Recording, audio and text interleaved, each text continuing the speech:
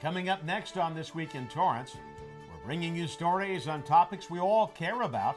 First, we'll show you what to do if you're caught in a dangerous rip current. And we'll explain how the police department's new philosophy is keeping Torrance safe. Then we'll tell you how your child may be eating healthier thanks to a change in school menus. And we'll bring you to a school where past and current students celebrated a special birthday. These stories and much more just seconds away. Your local news starts now.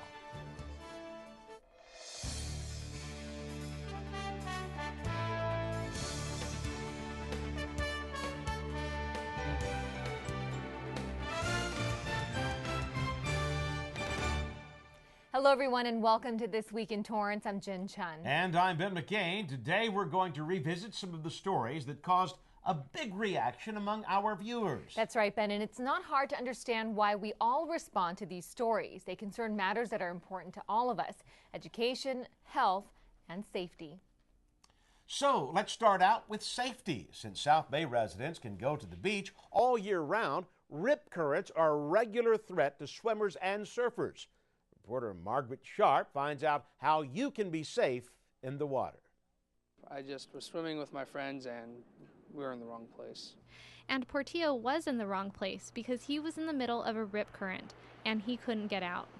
It was pretty scary after the moment. We didn't realize we were caught in it until the lifeguard told us to come in. Portillo and his friends were trying to get off a sandbar and swim to shore when lifeguard Jeff Monroe saw them caught in the current. And as I hit the water, the other two lost their footing as well, and everybody was going backwards in the rip current. It felt scary because I was about to pass out right before Jeff Monroe got to me. Luckily, Monroe is good at his job, and in this line of work, saving swimmers from rip currents is a common occurrence. I would say 95% of all of our rescues are due to rip currents. Rip currents occur when water left over from breaking waves on shore rushes in a narrow path back to the sea. That water's force causes the rip current, which creates a channel underwater. It kind of creates a double jeopardy for the swimmer because it's deep enough where they can't put their feet down, and then it also moves them backwards away from the shore. Lifeguards suggest swimming parallel to shore to get out of the rip current. If you still can't get out, they suggest relaxing and letting the current take you out a little and putting your arms up for help. One thing they stress: do not panic. Well, a lot of times panic starts to set in with people because they're not making any progress, and their breathing changes. They'll start to swallow water because it's very choppy. Los Angeles County lifeguards rescue an average of 10,000 people each year, many of which are from rip currents. But one person who won't need to be rescued again is Portillo, since he learned his lesson the hard way. You know, you swim parallel to it, which they taught me in swimming school, but I didn't remember it until I almost drowned. I'll remember it forever now. So remember, if you find yourself in the middle of a rip current, the best thing you can do is swim parallel to shore. It's one thing that you can do to prevent yourself from being in need of a rescue. For CitiCABLE 3, I'm Margaret Sharp. National Night Out is an annual event that brings residents out of their homes to meet their neighbors. It's also the chance for them to meet Torrance police officers. Reporter CitiCABLE takes us there. Usually when you roll up to a party and police officers are present, it's not the place to be. But tonight, the focus across America is much different. Torrance neighbors and police gather hand in hand as they celebrate National Night Out. It helps us in that sense, gets to know them a little bit better and they get to know us a little bit better. Maureen Trelise always wanted to have a neighborhood watch program on her block. 10 years ago, she went door to door to get other residents involved. Today in Torrance, there are more than 400 neighborhood watch groups, and these days it's much simpler to start one of your own. Now the police department makes it easy. Anybody can put it together. If they either call the Community Affairs Division or they submit the application online, somebody from Community Affairs will get a hold of them, they'll walk them through the whole process. You can work your day. Now that the process has been streamlined, many believe it's important to support this annual event. Participants were cooking on the barbecue, singing tunes, and dancing to DJs as they got to know each other and the Torrance police force a little bit better. It helps for the residents to make them more comfortable with the police department and to call them when they see something that they don't think is right, even if you're wrong. It's also a time for our children in our communities to come out and say hi to the police officers and get to know them on a friendly basis. And at the same time, it's an opportunity for our police officers to get to know who lives in our communities and just a little bit more about them. The Torrance PD feels that gathering information from residents is a critical part of crime solving. They even created a letter of appreciation for residents who come forward with information that results in a significant arrest. I just want to really encourage all communities to get involved in keeping Torrance a great city, because it's not difficult to do. So I actually jumped online to find out how simple it really is to become a neighborhood watch member, and in 2 clicks I was on the site, filled out my contact information, clicked become a neighborhood watch member, and voila, that's all it is. This is Christy Kapik reporting for CitiCABLE 3. Thank you, Christy. This year, the Torrance Police Department rolled out a new policing model and a new overall policing philosophy. Both adhered to a common sense approach while also increasing officer accountability. Reporter Alexis Sita sits down with Police Chief John New to find out more. And this philosophy was implemented based on 2 principles: continuous improvement, we can always do things better, and don't settle for the status quo. Chief John New is talking about focused-based policing. And while the philosophy may sound abstract, the Torrance Police Department has specific reasons for its conception. Now we have young officers that are working with young officers.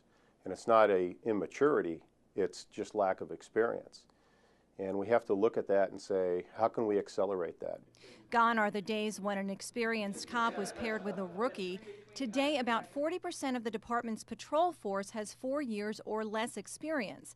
Still, the city's expectations for PD remain high, so the department found a way to give officers the education they need while also improving their service on the job.